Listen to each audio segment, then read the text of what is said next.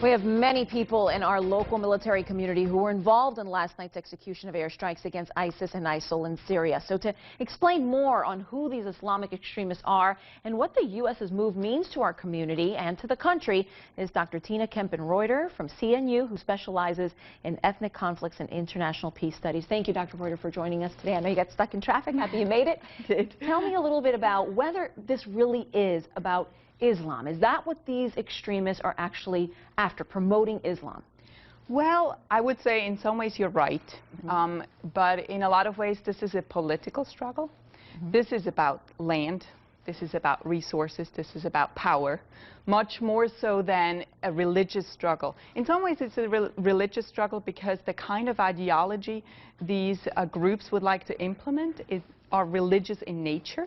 So in that sense, there is certainly a religious component, but the kinds of conflicts that we see are political struggles for power, for land, for resources. A lot of the times when we talk about Middle Eastern politics, Middle Eastern struggles, what we see is that religion serves as a marker that politics are expressed in religious terms.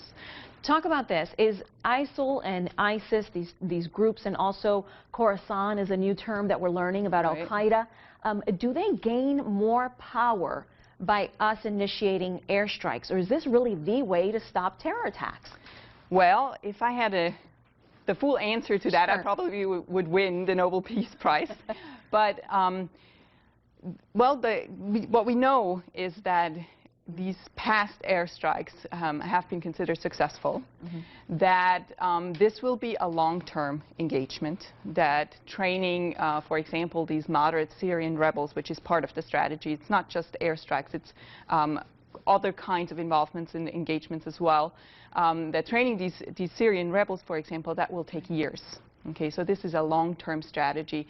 I think the goal in the end is to find ways to put moderates back in power, and that will be a real struggle, particularly with regards to Syria. In the pictures that we're seeing come out of Syria and the refugee camps as well, this is intervention that the locals on many fronts did want. Is that right, especially in the city of Raqqa? Well, I'd say currently yes.